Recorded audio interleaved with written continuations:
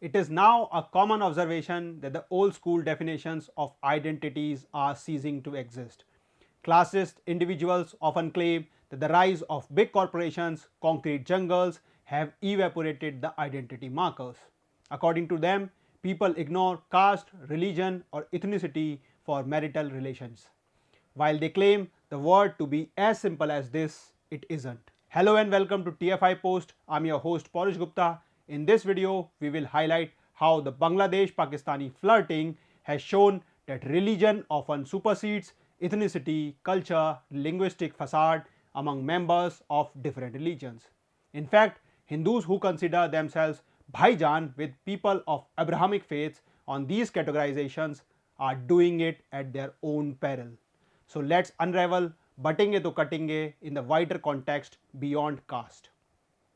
It is a fact that the intensity of debates, discussions and violence has increased in recent years. One incident and the other side retaliates with absolute inhuman vengeance, as seen recently in Bhaijaan, where a Hindu boy named Ram Gopal Mishra was brutally hacked to death. Socialists, especially UPSC educators, might want to ignore these as aberrations. But the consolidation of localized identities such as those based on caste, linguistic, cultural, regional or on religious lines is taking place at an unprecedented pace. We now have WhatsApp groups related to different communities. India first saw a glimpse of these in the protest against the Supreme Court amending the SC/ST Act.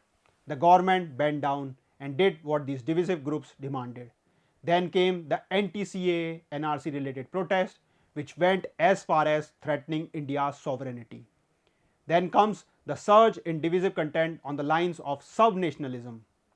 While these are examples of decentralized democracy, what has changed for the average man? For him, the larger question is still whether his community will support him or not when he becomes a target because of his identity markers. Hindu, Brahmin, Bengali, Bihari, so and so forth. That is the ultimate test of such identities we see in this modern rational world. One way to guess the answer is to examine whether these consolidated identities work in the same way as they used to in the past. To put it simply, if a Bangladeshi attacks a Bihari Hindu, will Bihari Muslim run to save him because he is a Bihari? Or if an ethnic Bengali Muslim targets another Bengali Hindu due to religious bigotry, what will the person under attack do? Call his co-religionist, or can he call his Bhaijaan for help? Bhaijaan from his ethnicity who also shares the Bengali identity. Let us look at a few recent conflicts on these parameters. In the Arab world, Israel is fighting with Hamas, Hezbollah and the Houthis. It is an ethnic as well as religious conflict. However, ethnicity is not being considered here, religion is. On the other hand, in Iran's rivalry with Saudi Arabia and other nations, the sectarian conflict in the form of Shia versus Sunni is dominant. Countries like the UAE and Saudi Arabia may be willing to sacrifice Iran in lieu of economic interest, while Qatar would hesitate to do so. Many believe that Iran's Persian ethnicity does not let Arabs treat them on the same page. The mixed nature of these conflicts at the place where Islam originated should have meant that those who converted here in India later would take their non-religious identities more seriously. It actually makes more sense for them as it is much better for them to find local partners. Now here comes secularism. This is exactly why secularism has been misused in India. The ideal goal written down in the preamble by the dictatorial regime of Indira Gandhi has been used as a tool for assimilating minorities, mainly Muslims, into ethnic and sub-nationalistic identities, Bihari Hindus considering local Muslims as their Bihari Bhaijaan.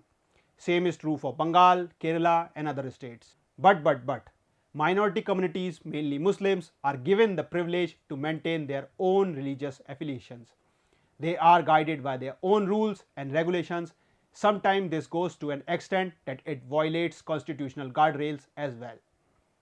Now 7.5 decades of experience tells us that wherever minorities, Muslims, are less than 20%, they overtly identify themselves as Biharis, Jharkhandi, Bengali, Tamilian, Dravidian, Kannadiga, Marathi, Gujarati, UPite, Malayalis, among others.